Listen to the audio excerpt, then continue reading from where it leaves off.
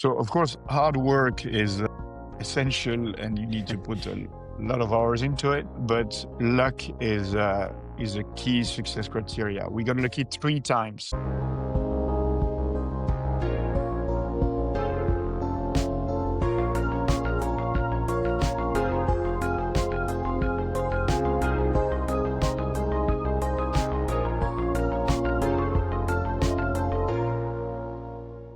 Hi all, very warm welcome on Aulium. Marcus, always a pleasure to be with you and co-hosting the event. Thanks, good to be back. So today we are extremely happy because we have like a Belgian entrepreneur with us. So Gregory, hi, very nice to have you with us on Aulium. Thank you for having me. Great to be here.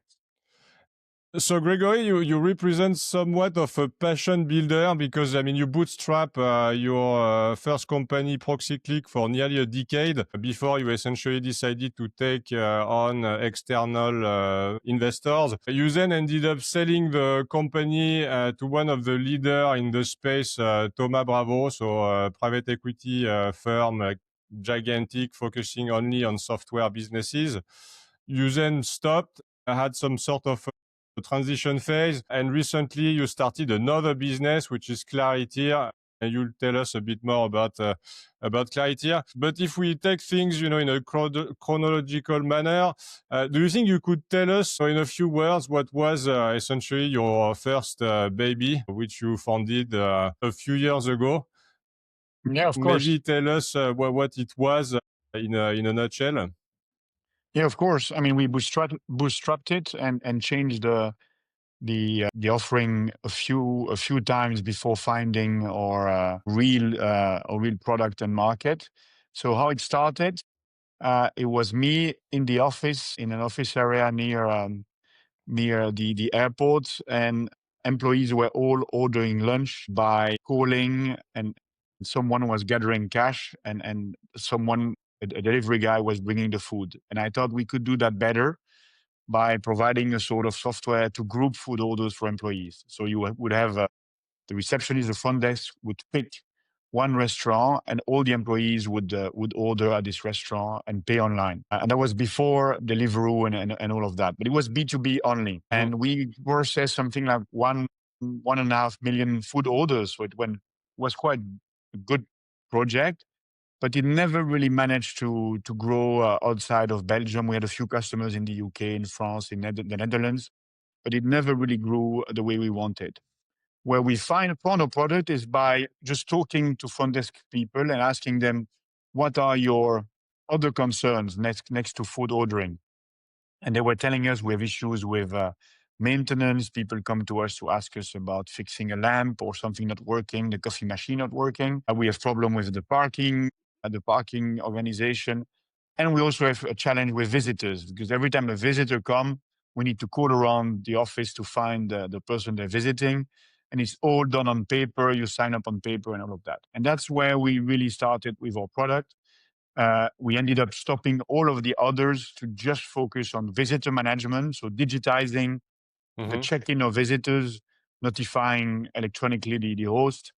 And that's where we grew into and reached in 2021. We reached 10 million ARR with that product. Okay. And why do you think like maybe the first product you had like regarding like food delivery, I mean, didn't really pick up because now you have some pseudo proxy like a Deliveroo, Just Eat, etc. that became very big. So for you, what was the blocker at the time? You think? I think we were, so it was a B2B product, which is a bit different than just B2C. Yeah. And so we had to sell to companies, obviously. There were one blocker is that people thought we were producing the food and we were in charge of delivery. Yeah. And so we were not doing any of that. And so people complained with us about that. And so as soon as the food was bad, the delivery was late, or a restaurant opened near an office, we were challenged and we were losing clients, although it had nothing to do with the product itself. And so that was quite of a challenge. And then secondly, ordering food or eating lunch in the office is a cultural thing. In the UK, you have those triangle sandwiches in the machines. In the Netherlands, there is a small restaurant with milk, cheese, and ham. In Belgium, people order sandwiches. In France, they go to the restaurant. So it's very different from country to country. So it was difficult to scale. Okay, and so you never thought, okay, we move from B2B to B2C and create the, take it easy Deliveroo at the time? So no, actually, we had some friends starting Take It Easy in Belgium. And at that time, a cousin of mine called me and asked me, Gregory, it was based in London working for Morgan Stanley, I think. And he asked me, Gregory, I have an opportunity to invest into a food delivery startup. What should I do? And I told him, don't do it. It's too complicated to operate, etc. And this company was Deliveroo. So that's probably the Did he worst invest in the investment end? advice. Yeah. So that was the worst investment advice I could give, because now, as you know, it was listed and it would have made several millions probably with this seed investment. Are you still friends? He's a cousin, so he's still a cousin. I saw him the other day, and he still remembers today where he was when he called me. Somewhere in the tube, he does remember that day. So that tells you, even if you know a market really well, from one angle, B2B, and you still, it's still very difficult to know where to invest your money. Yeah, no, for sure. I mean, it's always easier like to link the dots after. Obviously.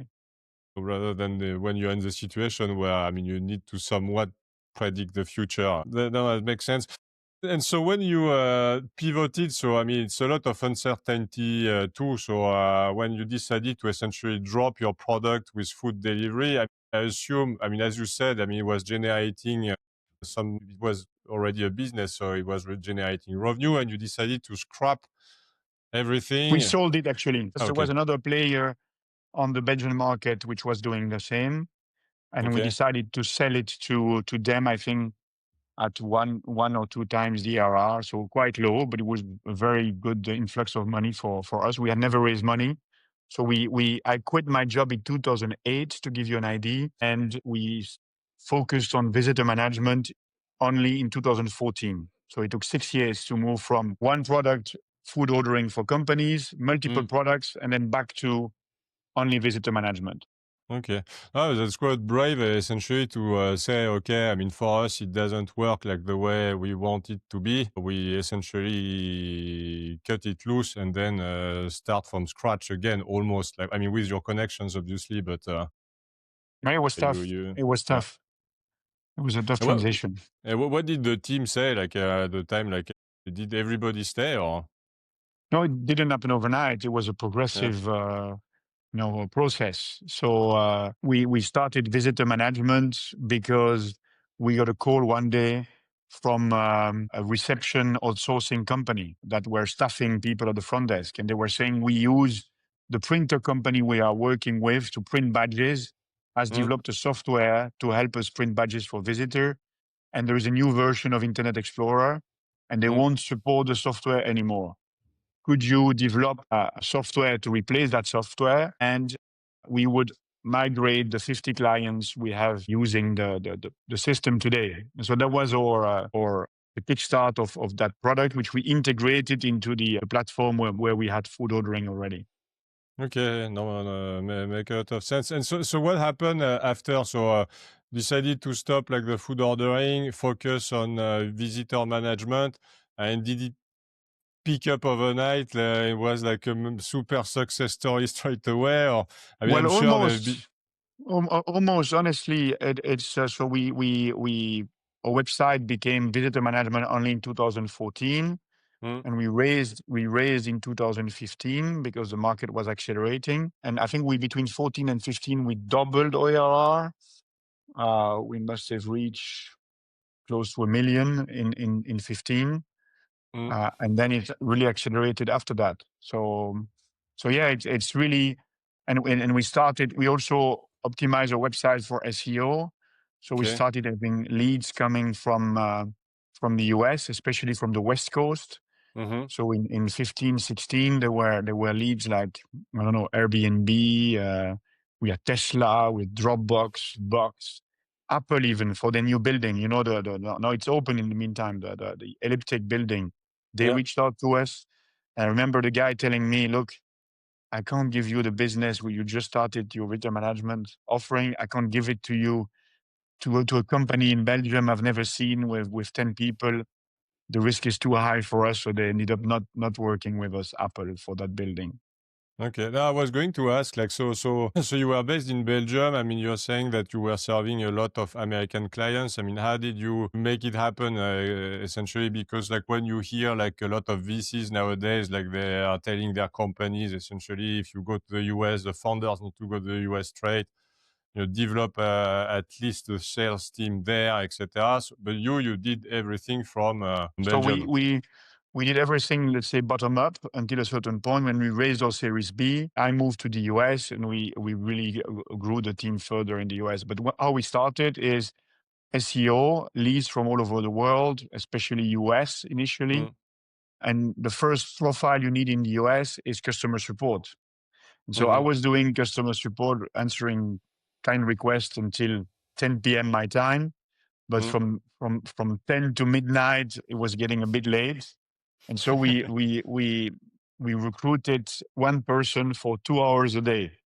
And I remember we posted that job description or that job search on a website called We Work Remotely, I think. And we had 100 applicants for 2 hours a day job. And that guy ended up working for us for 6, 7 years. And then, so we started with customer support. And then a bit later, we recruited one salesperson and then two salespersons. And so progressively, we grew the team based on revenue and then inbound requests. Okay, and I know, so you went to the US. At what point did you decide essentially to move to the US? Like, what was the shape of the company, and what So we were? had 40% of our revenue was in the US quite quickly. And for the Series B, we were at the time maybe 40 people in the company. And in the pitch, we said the founder and the CEO will move to the US Okay. after the raise. And we ended up raising with 5 Elms based Mm-hmm. in Kansas City. And I moved to the US. The only slight problem is that I moved to the US with my family at the end of February 2020. And 2 weeks later, COVID started. Got A stuck bit at of a weird home. experience, yeah. And it was really hard. But it ended up being an opportunity because the market consolidated quicker. Mm-hmm. And that's why we ended up selling. So, but that's for Okay. later discussion, I guess. And so how did you find like that investor in Kansas City being in Belgium? I mean, how did it work? Like for your, let's say, like was almost like your second fundraising or Yeah, we had a Series second A round? from a German fund actually, Okay. and so we were at 1 million ARR in 2015. We raised 3 million, Mm. and between 15, sorry, that was 17. I'm sorry, that was 2017, and Mm. between 17 and 19, we multiply our revenue by 5. So we grew from 1 to 5 million, burning only half of the cash we had raised. So very successful 2 years, very exciting 2 years, a real roller coaster. Mm. And during that time, as all European entrepreneurs know, we receive inbound emails from funds all the time. I mean, every week. And sadly, 95% of the emails are US firms. Oh, Very really? few European VC firms reach out proactively to founders. And so all US firms, and one of them was that fund in Kansas City, 5 Ants. Okay, interesting. Do you think that have, I mean, a bit of a side question. Do you think this has changed a bit now? Like, maybe like sort Well, of at least new.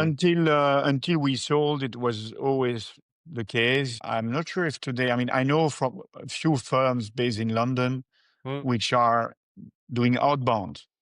Mm. Also in Paris there are, but the vast majority is not, because the market is less competitive in Europe. Mm. So they expect founders to come to them.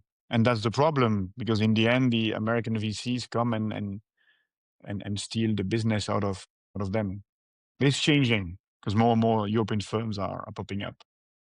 Okay. And so what was like the sort of competition landscape? I mean, when you build Proxyclick, I mean, were you alone or because, I mean, you are serving like clients in the US, so clients going to you. So I would imagine that the offering there wasn't like enormous either, or maybe it's completely wrong sort of assumption and feeling.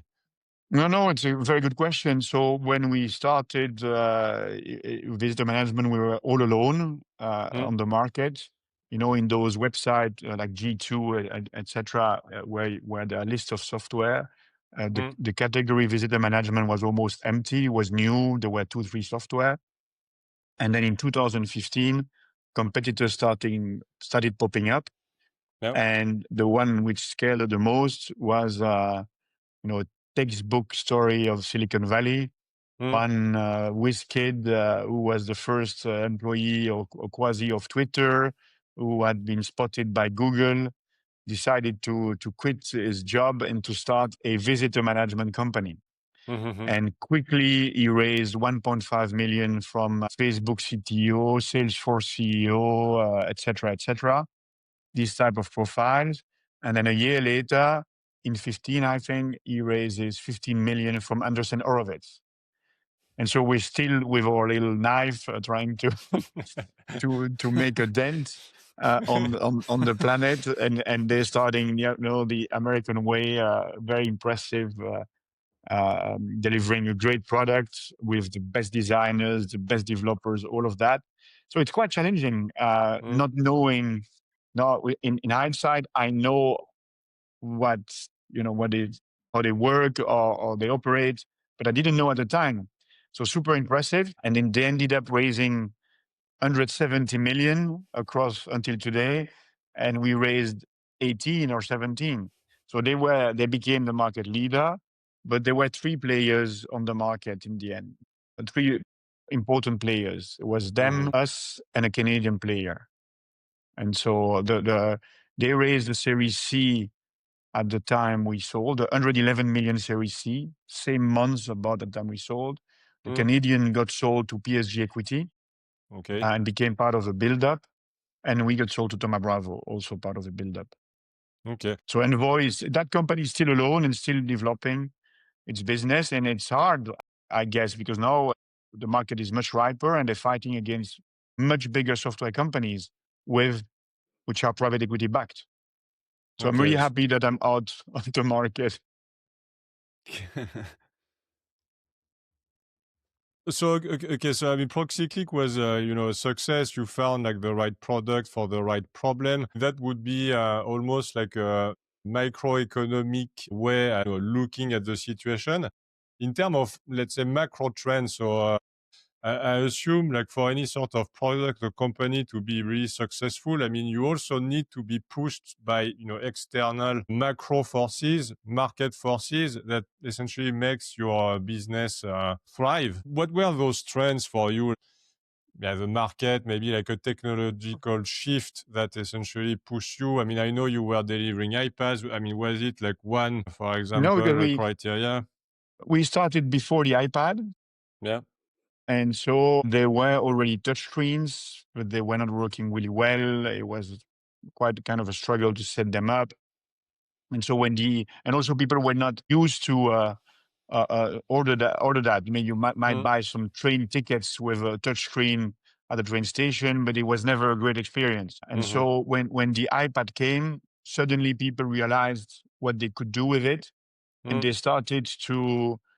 It was sort of an icon product, a cool product. And so reception desk of the most innovative companies wanted to have an iPad at the front desk. It was a way to modernize and to give a better image towards customers. So in the early days, it was all about branding, and we had a tailwind, which was the iPad release. It helped us a lot in the following years. Okay. And so as I understand, so you started with visitor management, so you feel, okay, it's more of, essentially like badging in, badging out. For visitors, yeah. Yeah, for visitors, so more of a process management thing. But I mean, in the end, it was And I've seen this, like, I think in an article about you, like from a few years ago, like where you were explaining that this is what you feel, but I mean, the true value was essentially in security more than Image. on process management and image. Yeah, Could but you so elaborate on this? Yeah, if you don't mind. initially it was all about branding, image, Hmm. as I said, and then the market shifted progressively towards security. And I remember uh, uh, a lead which showed us that better than anyone else. We had a free trial from a company in the US, a logistics company, and they tried out the solution in Singapore and in Los Angeles at the time. I remember they didn't want to test it in Europe because they were afraid of GDPR, which was new at the time. Hmm. And they tested it. We did not have a good customer service team, so we barely spoke to them, if not even one time. And then at some point they said, okay, we like the product. It's the best we've seen. We need an offer for 500 sites across the globe. And I say, okay, a bit surprised. And I tried to understand why. And basically what happened is that there was a visitor who came on one of the sides with a cap and a T-shirt with the brand of the company, and he signed on a piece of paper, and he said, "I'm coming to pick up that truck over there, that lorry over there," and he went into the truck and left with the truck, and nobody asked him anything. In that truck were $2 million worth of smartphones, televisions, etc. Because he was a specialist in tech product transportation, and so that event went all the way to the board of the company. And so they said, we need a system to track who's coming in and out, visitors, not employees. And so that's really an example of the shift from branding to security, meaning that taking pictures of visitors, signatures, asking them questions on the iPad before they're allowed to check in, printing the badge, integrating with the access control system so that they can use the QR code from their phone onto the turnstiles, taking a pre-check-in that was very strong with COVID, that you need to answer a few questions on your phone before coming in. So all of that security trend gave us a huge push in the back in the years after. Okay, and so just maybe follow-up question on this. So did you change at that point when you realize, okay, it's about security, almost insurance? Did you change your pricing structure? Because in the mind of your potential buyers, I mean, you then associate the price to a completely different sort of value proposition. In my mind, I'm like, okay, I receive 100 people a day. I'll price maybe on, per visitor per day almost. And then suddenly I have that event. I lose like 2 million in one day because someone take my trucks. I'm like, okay, it's not going to be, I don't know, £2 per visitor. It's going to be like, I have like, one truck a day coming in with 2 million worth of merchandise.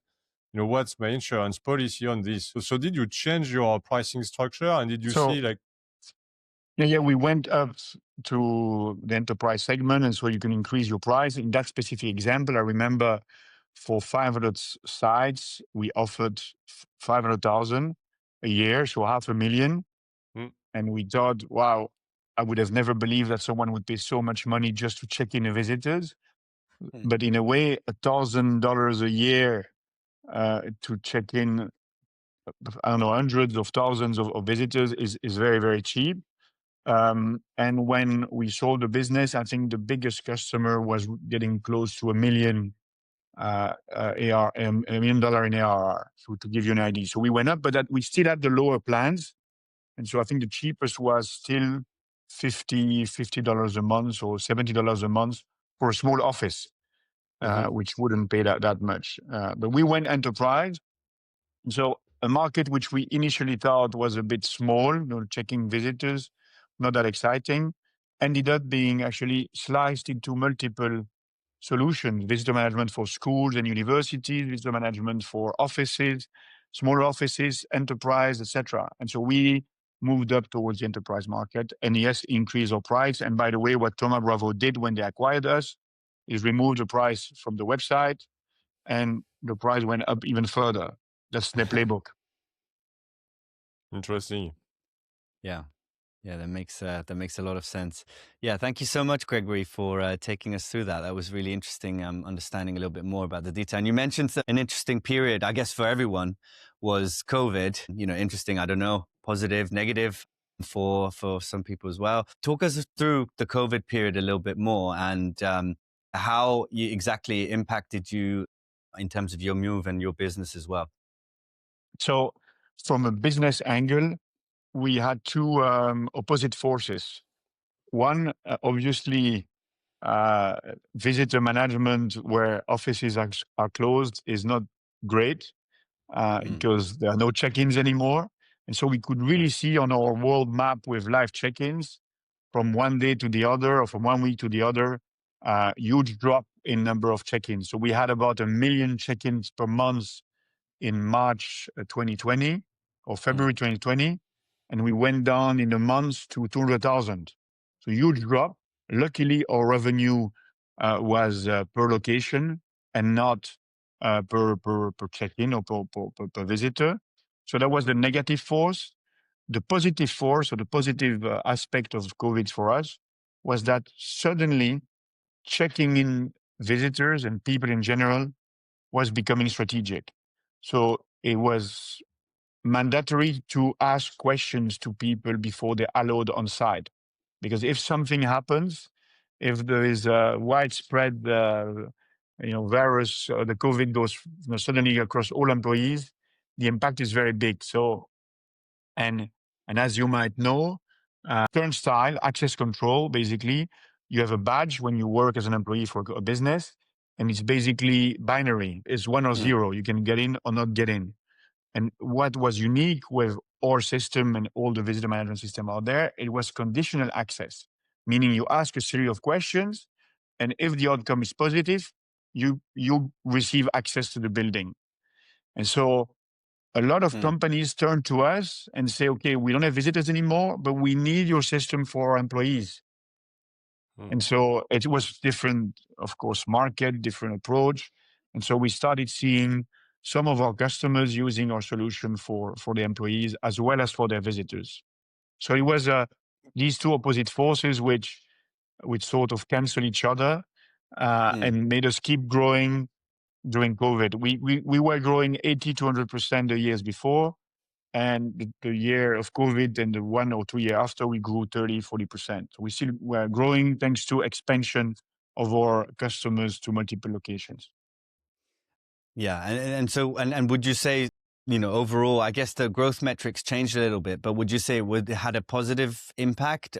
Because you mentioned as well, there were some positives in terms of the consolidation of the market, for example, or would you say it was more of a negative force overall? I would say that the market changed completely. So we were a market leader in a niche market, visitor management, with 2-3 competitors.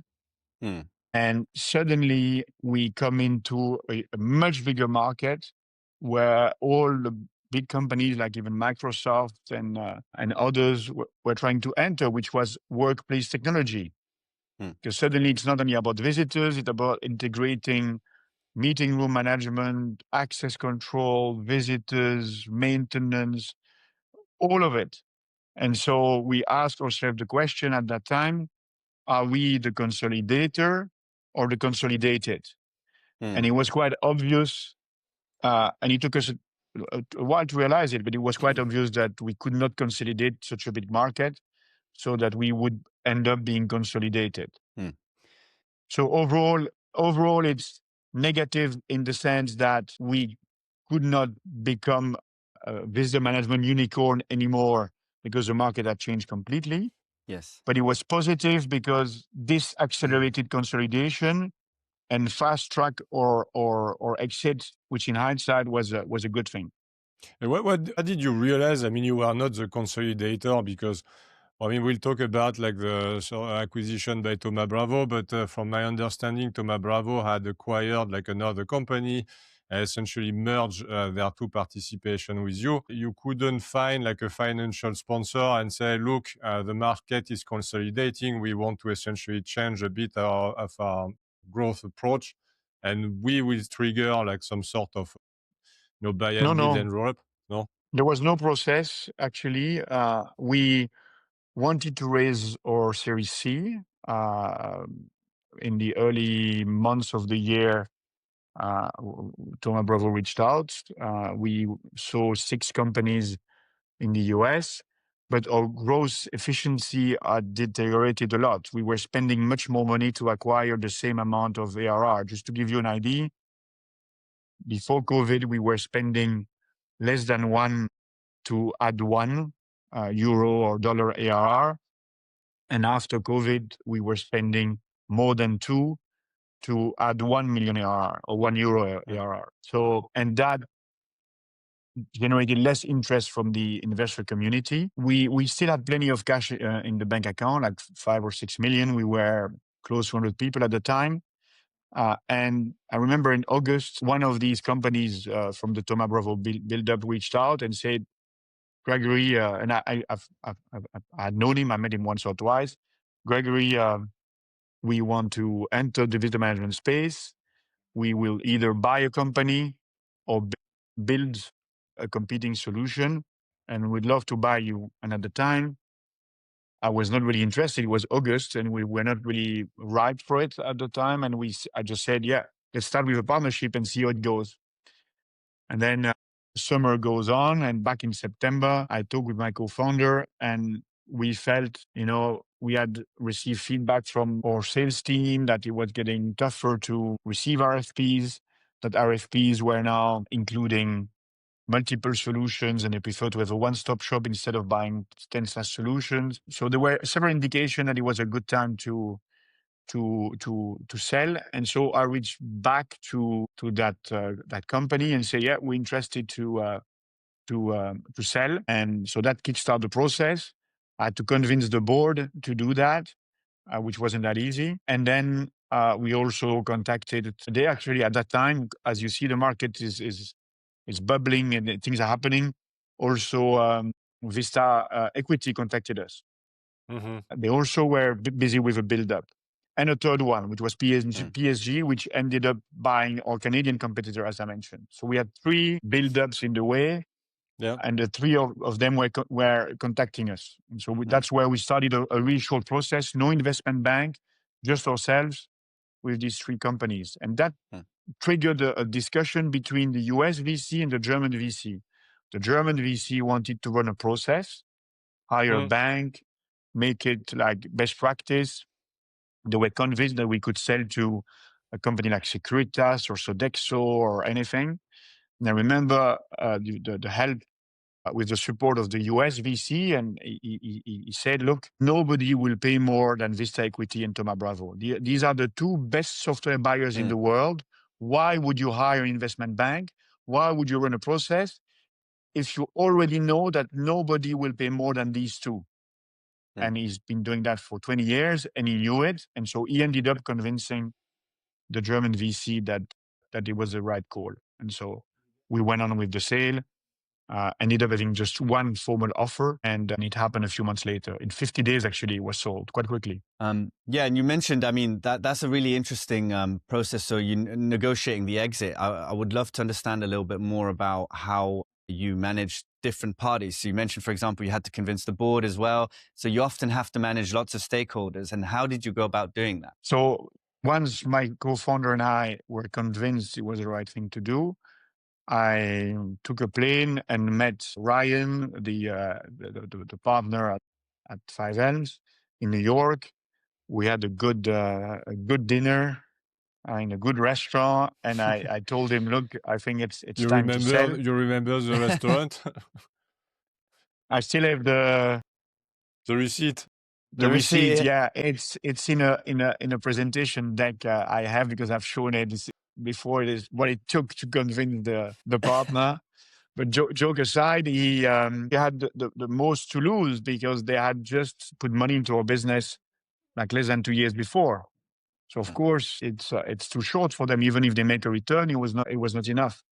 And so I really appreciate the support they gave us, because he said, look, it's too early for us, but we support the entrepreneur. we believe it's right. If you believe it's right, we'll support you.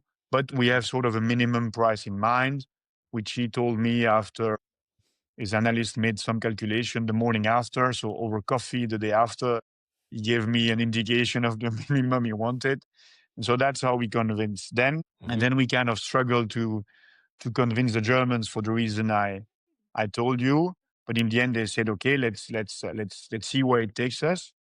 And so we started having discussions, and we received a term sheet, not even a term sheet, an indication of interest, an IOR, not even a letter of intent. It's an indication of interest. With basically 2 pages with nothing on it, just nice text that basically we love you and we'd like to acquire you, and just an amount in the back. And so that amount was below or just about at that level that Ryan had mentioned like a month before. And so even without consulting the board, I rejected the offer in under 24 hours. And the offer came not from Thoma Bravo, came from one of the companies in the build-up. And I rejected it, which was quite stressful because it was good enough for me and my co-founder. I did not tell him, by the way, my co-founder, because he wouldn't have been able to sleep. So I really rejected it, knowing that I was also showing to the funds that I'm not ready to sell at any price. And so what happened afterwards is, I would say the least interesting, is that I didn't hear anything, no answer, nothing. And what happened is the partner at Thoma Bravo called the partner at 5Elms. Although 5Elms was a minority shareholder, it happened between them. And so they negotiated together because Thoma Bravo knew that he needed to convince the last money in, obviously. Once the last money in is convinced, the rest will... Did you tell them that essentially, I mean, you didn't tell them, look, the offer is good for me, but it's not good for... So how did they figure this out? I mean, they've bought 300 companies in 10 years. So they know that they need to convince the last money in. And so I just said no, and I haven't heard anything. And then they called and they called they called 5Elms. And so 5Elms managed to increase the offer by 15%, something like that, which was good enough for them. But it was really risky on my side. So trust here in your investor is key, because Ryan could have told me, look, I tried, doesn't work, keep on working. And I might still be in it right now. Probably I would still be in it, because we sold a month before the Ukraine war or the Ukraine invasion. Wow. And the market collapsed. So we got really lucky. Yeah. Yeah. That's yes. Sorry. Yeah, that's really interesting. I mean, you mentioned the Ukraine war and the timing as well in terms of your exit. So it seems to have been a really, really good time to time it that way. And looking back, do you think how much of the outcome is attributed to, of course, the strategic planning, which is very important, and then how much of it sometimes is just being as well at the right place at the right time in terms of the moment? So of course, hard work is essential, and you need to put a lot of hours into it. But luck is a key success criteria. We got lucky 3 times, and the first thing is that I didn't even realize it. But the 10, 15 years I was in that project, where the 10 years in the last 100 years where the interest rates were at 0. So you don't see it when you work day in, day out. But of course, there is more money available for companies to invest into or to buy a product like ours. So that's the first thing, interest rate at 0. The second thing is that we raised our Series B, as mentioned, 1 or 2 months before COVID. And we raised 15 million.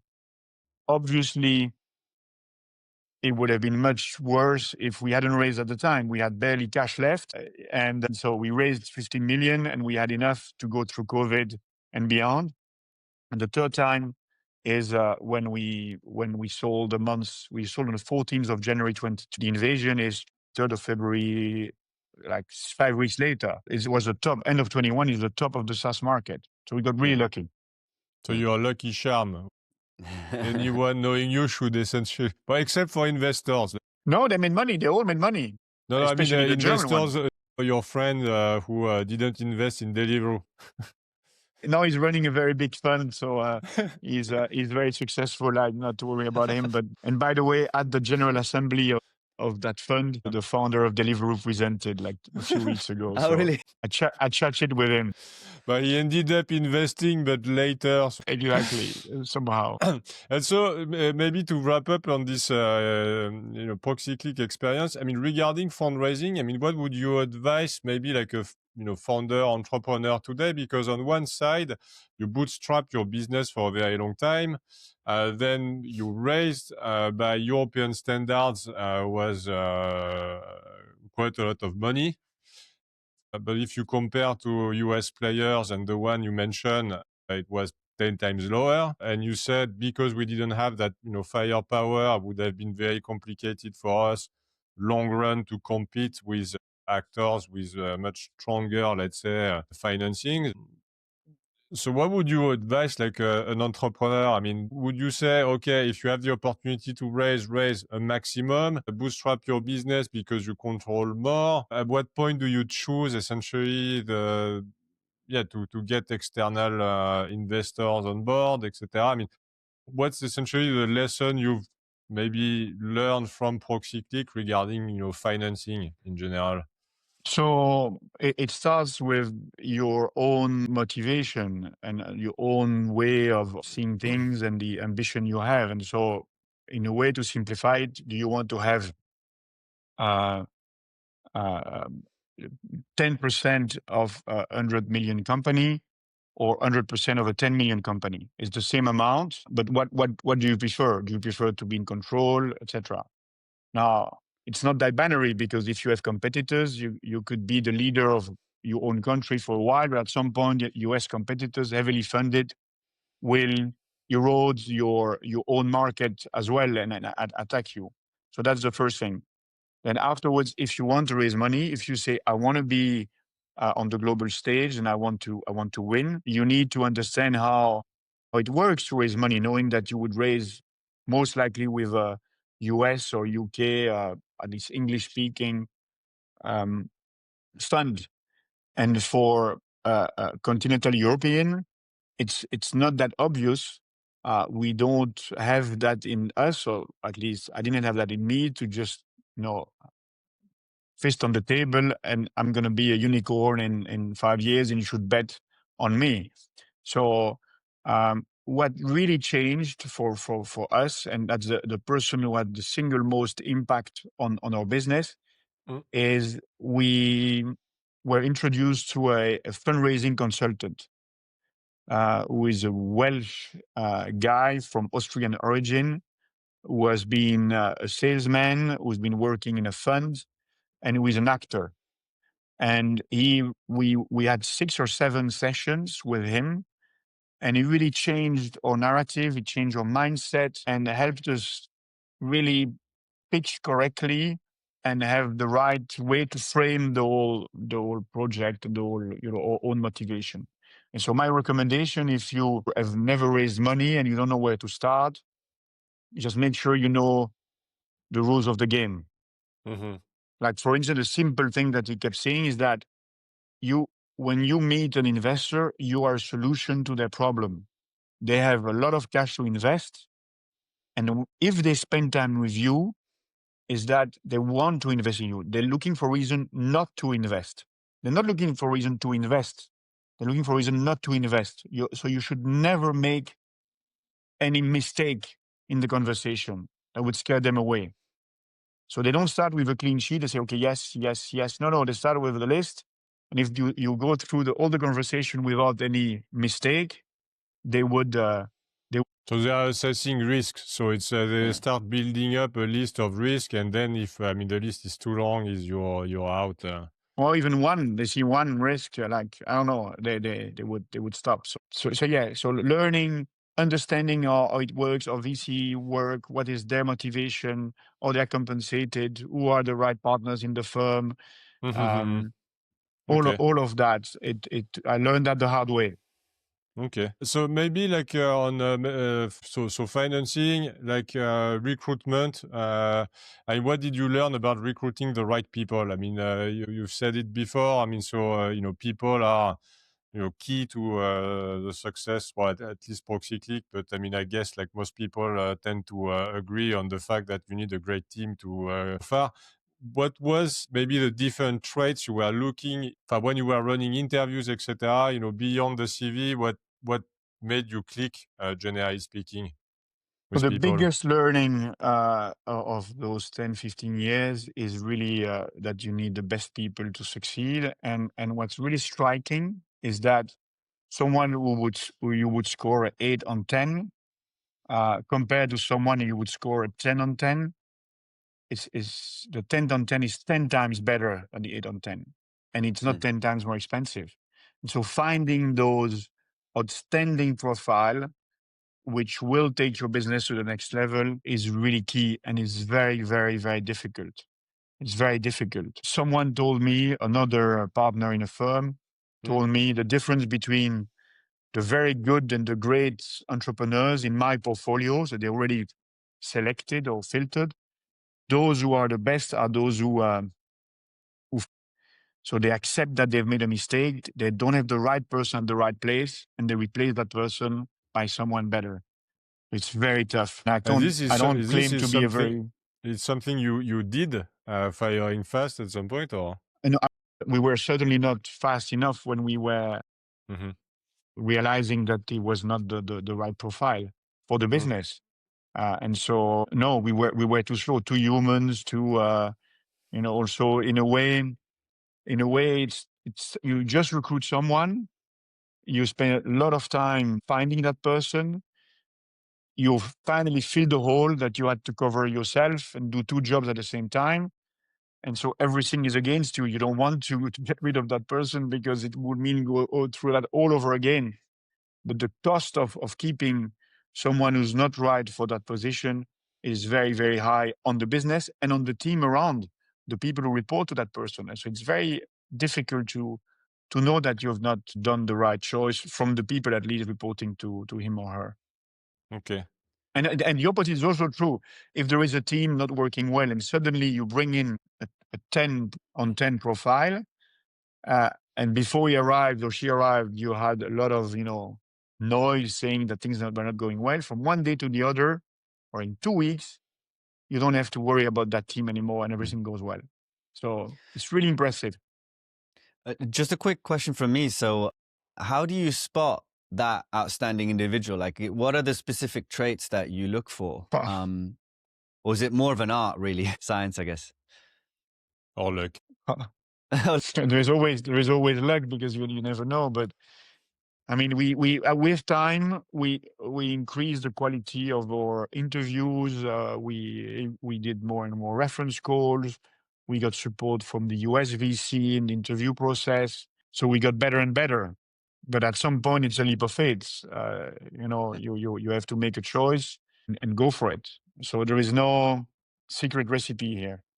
And so maybe like looking at, I don't know if you have data, but so based on the person who were a success with Proxyclick, if you analyze what you thought about the person running interviews and what you got out of reference checks, what would you say is the best proxy for success?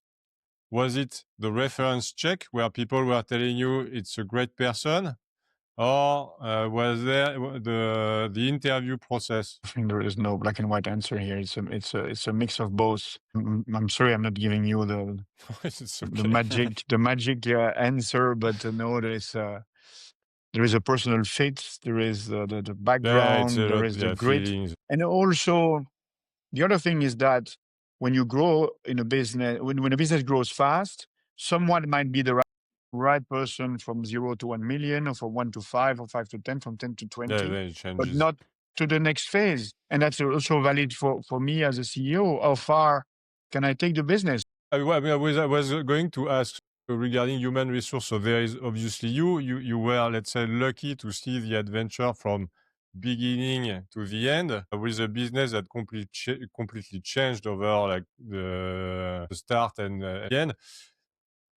how did you know, like, if you were not becoming your own bottleneck? Did you have doubt at some point, thinking, okay, it's growing, maybe I was like the 0 to 1 kind of guy and not the 1 to 10? So did you have to change as well, also in terms Yes, of yes, culture? yes. Of course, you need to change. I mean, the biggest change is the shift from a phase where your only obsession is don't die. Basically, your business is nascent. You haven't found your go to market, your product. You're looking, revenue, customers. So don't die, don't die, don't die, don't die. Save money, and then suddenly you find your go to market. You reach product market fit, and the question changes to how do I win?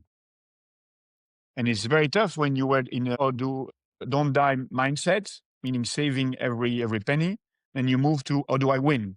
And so that you need to spend more, grow fast. And so and then you have COVID, which changes everything. So are you a peacetime CEO? Are you a good peacetime CEO, a good wartime CEO? All of that. And so I don't know. I will never know how far or maybe I will know one day, but until I know I was good enough until 10 million ARR, would I have Yeah. taken it to 20 or 30? Five hands told me you're certainly can take this business to 60, 70 million ARR. But of course, it is in their interest to tell me that. So I'll never know. And it's really tough, and you need to accept that the job changes. Although your job title remains the same, the job changes for you as a CEO, but for everyone in the company. So And so based on that like journey, like where did you think you were the best? At the beginning, the middle, the sell, what maybe everywhere? I love the early days. I love the beginning, and I'm having so much fun with Clariteer. When you have we'll speak about it in a moment, but you have Yeah. a market, you have a problem, you develop a solution, and now you need to make that solution answer to that problem and fit into the market. I love that. I love that bit in the early days. But then afterwards, I find it super exciting. When you raise money, you start growing, you recruit, and you like, on the attack. Mm-hmm. The toughest part was for me was COVID personally, and also for the business, because 100 people look at you as, on Zoom. We had a Friday meeting every Friday at 5 p.m. with the whole company. It was the only time when we all connected together. And people look at Louis like, find us a solution. So, just like I'm not anyone, a I didn't doctor. know. Yeah. No, I didn't know how long it would last. And so these were difficult times personally for the business, but also, financially. What people were saying, it will be over in a few weeks, COVID. And so we thought, well, we have money on the bank, we just raise money, let's recruit a sales team, grow the sales team, because when these people will be onboarded, COVID will be over and we'll have people trained.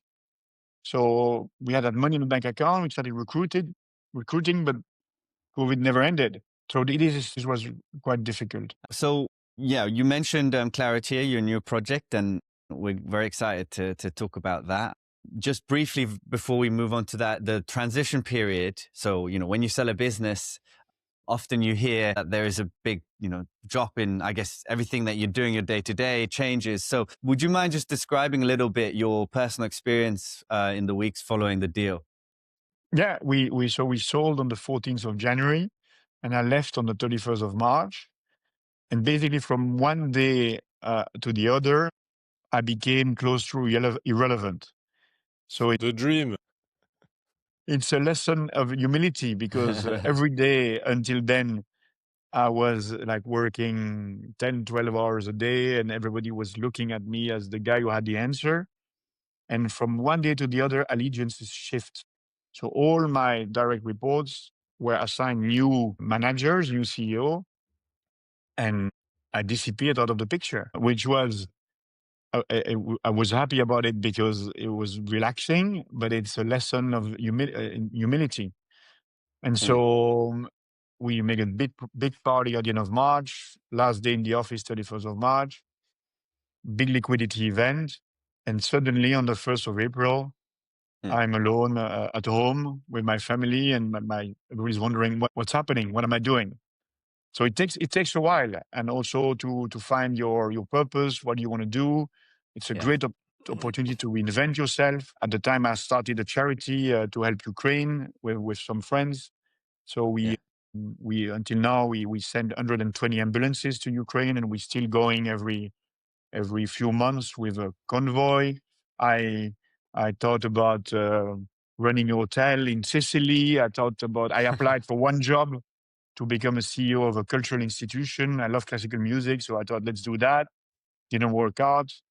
And in the end, there is only one thing I can do is start a software business. And that's where I'm good at. And so that's what I'm doing again. Yeah. And fantastic. And so tell us about Clariteer. So, and when did you start? How many, was it like a year or two after the exit that you started the business? And how would you? So I had multiple ideas during those years, and that one sticked. And so maybe it was 2 years after that we got the idea, coming back from a general assembly of a private equity fund. So my co-founder and I, we invested in multiple private equity funds because we really believe in private markets and the role they play based on our experience. And so we started first committing, signing contracts, and then we also every quarter started receiving those reports from the funds. And I consider myself educated in business based on my experience, but I could not understand these reports. It would take too much time for me to understand. Like some are 20 pages long with only tables, others have graphs, some are 2 pages long, and they don't give a real good understanding of how your money is doing. And so I thought, well, how are people doing? People who manage money and who invest their own money. So I started first. I started looking for software online, and so I Googled, and is there software to help monitor private equity portfolio? So I found some software, all Americans, but they cost 50, 100K a year. I said, no, that's not possible. I just need a simple software to help me manage my portfolio. So I asked around people who do that, and everybody uses Excel. And I thought that's not possible. There must be a better option. And that's how the idea came. And we decided if it doesn't exist, let's build it. Because we had two frustrations. The first frustration was monitoring the portfolio. The second one was understanding cash. So when would they call how much money? Some contracts are signed the day after they call 10% of the committed amount.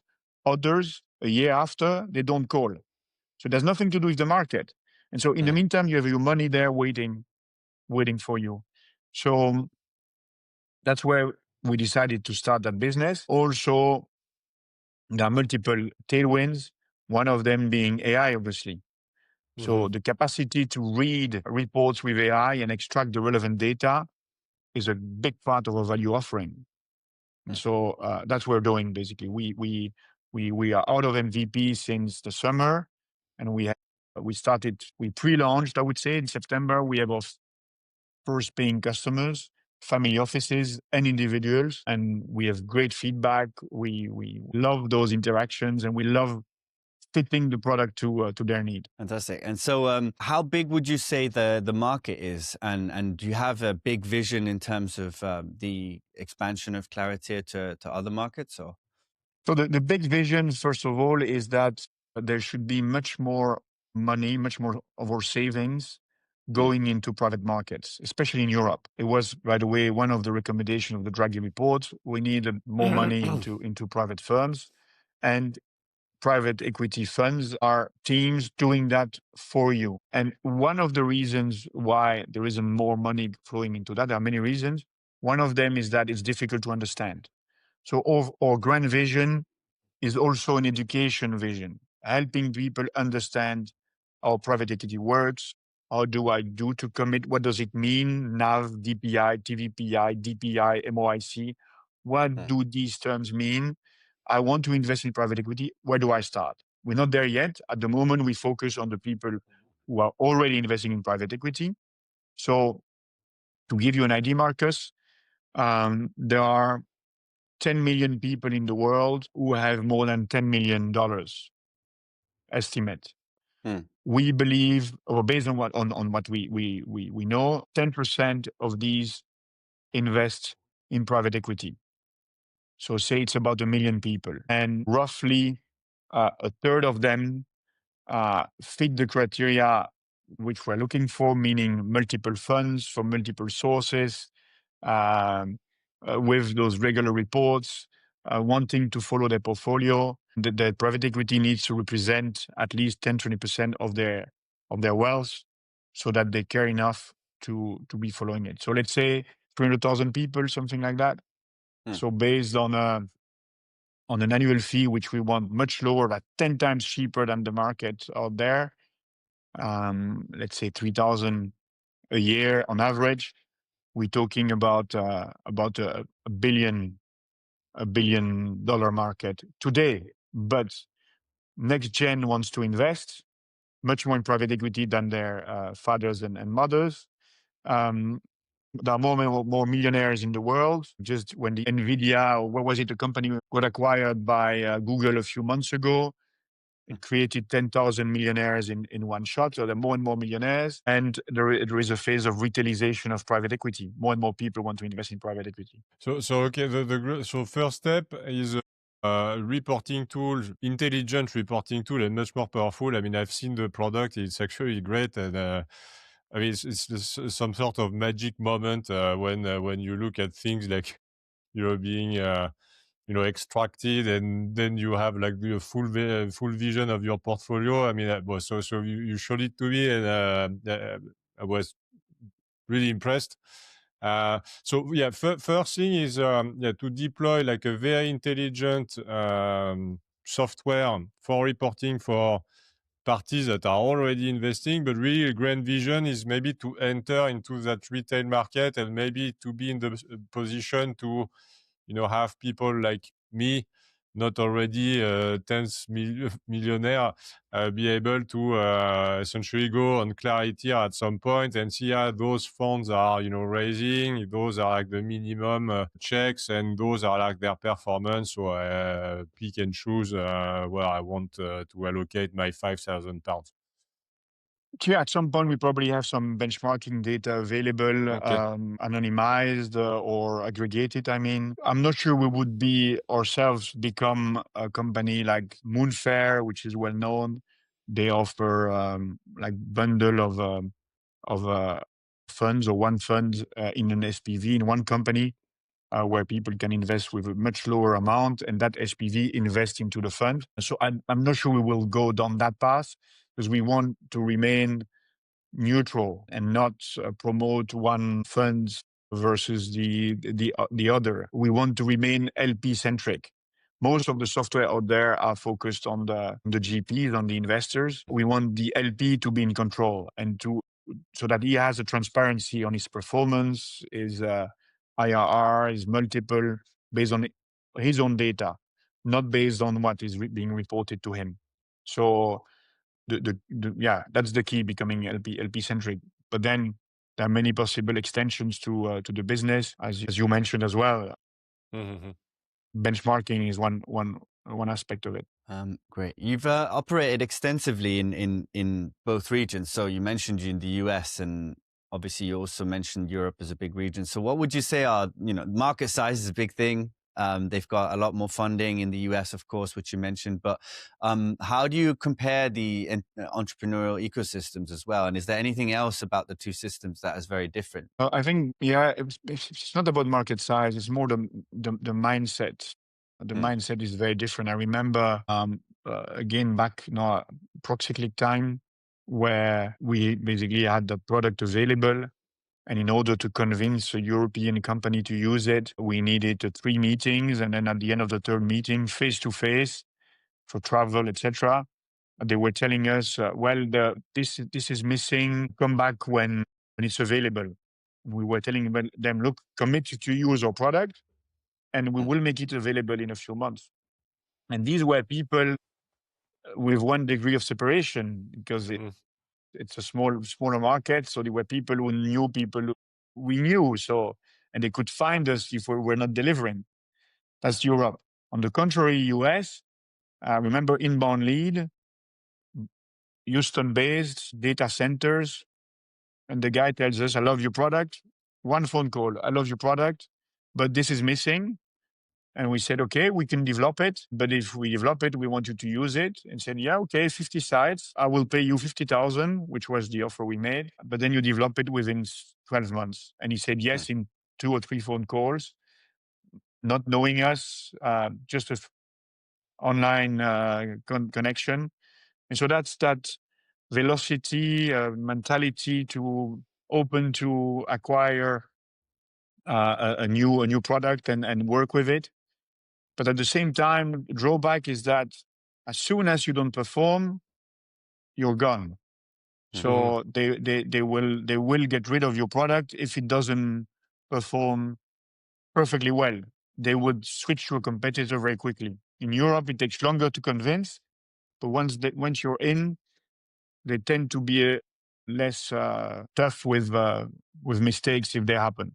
Okay. I'd really like to make some sort of comparison between Proxyclick and Clariteer. So started not the same way, but you are in Belgium. Are you already working with US clients? Is it in your, or do you think you'll move towards US clients quicker? What's essentially, because the private equity space is enormous in the US, and I guess most of the millionaires are in the based in the US. US. Yeah. So or the biggest part of the market is certainly in the US.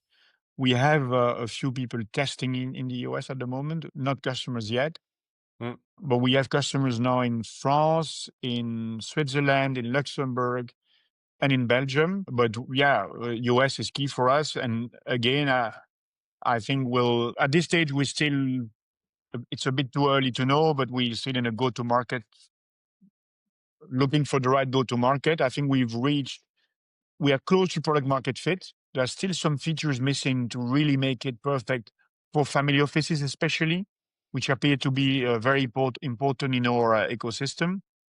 They need some things we're working on, and in the next few months, they will be available.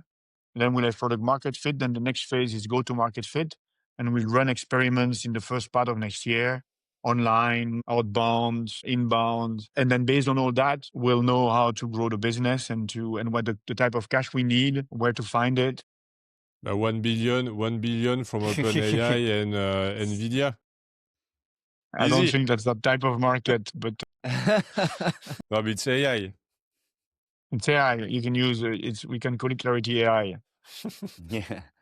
So yeah, we're part of that trend where basically AI becomes a commodity, and you build a software layer on top. So we are now connected to 2 LLMs, and there will be more later.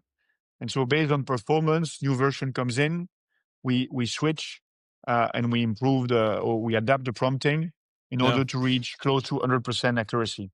And so do you find it like maybe harder like to build like with AI, or is it something like versus like a traditional software, or is it really like is it like more difficult, or is it like just it is much easier. Okay. I mean, I wouldn't like to be a company which built a product in the last 10 years and suddenly you have companies like ours coming on the market which like that in a few months build a product which is similar to theirs. We've had users telling us, look, your product is better for the private equity part than the big ones used that have been on the market for 10 years. And so they have built product, heavy investments. So they have investors in the cap table and they need to maintain high prices and we'll be 10 times cheaper. We are 10 times cheaper. So I wouldn't like to be in the shoes of any company who's competing with an AI-powered company because we can develop faster. We can make use of the AI to enhance the product while they have to develop these things with OCR and other type of technologies. So the opportunity is very big for any entrepreneurs today who want to address a niche market, because this market we are tackling, it would have been too expensive to develop a solution only for LPs 5 years ago. It's only possible thanks to AI and thanks to AI on both sides. AI in terms of developing the tool, we develop much faster than before, and also AI in terms of building the product itself. So what's your maybe go-to market at the moment? I mean, if you do, I mean, I'm sure like you started like with your own network, which must Word be of quite mouth is big. extended. But then do you Word have of like mouth. So we posted on LinkedIn like 2 months ago, or even less. We generated a lot of views, a lot of comments saying that I was starting a new business. And also my two co-founders did the same, and that generated a stream of leads, and each of them generates 2 or 3 new leads. So word of mouth is big, and online publication, LinkedIn. We haven't tried conferences yet. We haven't done really outbound emails, but we'll try that in the first quarter of the year. But it's really a product which is natural. It's a natural word of mouth sale, because you speak about your best deals. You typically invest with a friend or 2 friends, and you talk about it. And so to that same person, you would say, I'm using a tool instead of Excel. You should give it a shot. Can the GPs be like some form of distribution platform too? Like I don't I think really know so. what. Yeah, I think so. I think so that at some point they will, and we had that already. We had GPs introducing us to some of their investors because they are complaining about the reporting, and they're asking, hey, is there any better way to understand the information? And then we are also an answer to that. And so at some point, I think we'll be integrated with GPs, and that they will push data to our system through their existing portals, or maybe directly at some point. Interesting. So looking back at the whole journey that you had with Proxyclick, just going, would you say there's one specific strategic decision that you would maybe do differently? Or is there anything, are you completely happy with everything? I remember that was the time of the iPad launch, I think, or around that time. We had Palantir as a customer, one of those famous companies. And I remember we were in a small, crappy office in Brussels, and I had a guy on the phone, the head of facility management or the head of security. And he told me, Gregory, you should move to the Silicon Valley. You would make a fortune. And I had no clue about anything. I just got married. I think I had a child, and I said, how are we going to do that? I mean, if I had done that, maybe things would have turned out differently. That's one moment. And I don't regret not doing it, because it would have been tough to do, like to go there without much money and not knowing how to raise money. No, what I would have liked more than anything probably is to meet that consultant, that coach, fundraising coach, 5 years earlier. And that would have had a bigger impact on the business earlier. Yeah. So you think you might have raised before the moment where you raised, or? No, but we would have been. We were discussing that last week with my co-founder. We were saying it took us 5 years probably at Proxyclick to see the market fibrillating, like to see that we were onto something. And at that time, we did not raise money. Maybe we should have earlier. We should have done it at the time. But we were not equipped. We didn't see that clearly. That's why I think the coach earlier would have helped us see that and then raise money earlier. But we see that fibrillation today already with Clariteer, a few months in. So we're wondering, should we go for it right now, or should we wait, as we used to do? So we had that discussion last week. And interesting. I mean, I was going to ask like a question, maybe to essentially sort of close like the conversation with Clariteer. So understand, you started this company with essentially previous partners from Proxyclick. What are the things you do exactly the same? You know you won't do because they were like clear mistakes with Proxyclick. So we are 4 people, and I would say 3 are working full time. So there is my co-founder of the business. There is a former VP engineering at Proxyclick, and there is a younger woman who's clearly a 10 on 10, who is helping us and who is coding. So that was the first thing. We want to only recruit top profiles. The second thing maybe is where we do it differently is that, of course, I've been working with my co-founder for many years. So we know each other perfectly well. We trust each other.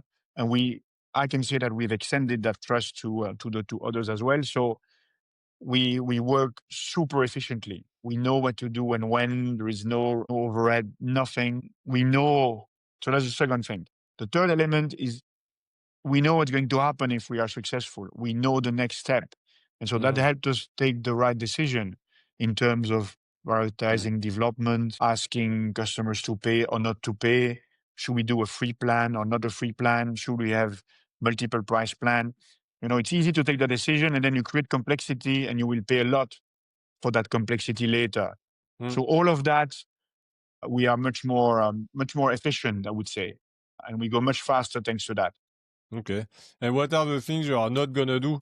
Once we have the equation in place, once we know that when we bring that many leads, we convert that many leads, we generate that much revenue and the acquisition, and it takes that much money to get our money back. If the equation works and we know that we need more or less money, we would act on it sooner. We would decide, do we raise, don't we raise? How do we proceed? We would project ourselves much more in the future than we did in the past. That's maybe the biggest difference. So longer term vision and planning. And anticipate more, planning more based on data. Yeah. Like also the choice of the investors, if we ever take one scenario we are considering is raising with our customers. Yeah. And so that's a perfect alignment of interest. But we're not there yet. We need more customers to do that, and we need more validation from the market. But that would be a perfect alignment of interest, raising with customers. That's a very good idea. But look, Gregory, on that note, thank you so much for your time. Thank you, Gregory. It was super insightful. I really wish you all all the fun. best. I really wish you all the best with Clariteer. I mean, I sympathize a lot with the product. I know you are a lucky person. We know you are a lucky person now, so it's We'll not luck you will lack. But really, all the best. Marcus, was a pleasure again. Yeah, thanks so much, Gregory. And Appreciate see you it. all Thank you, very Marcus. soon. Thank you, Thomas. Thank Good you. luck with volume. Bye-bye. Bye-bye.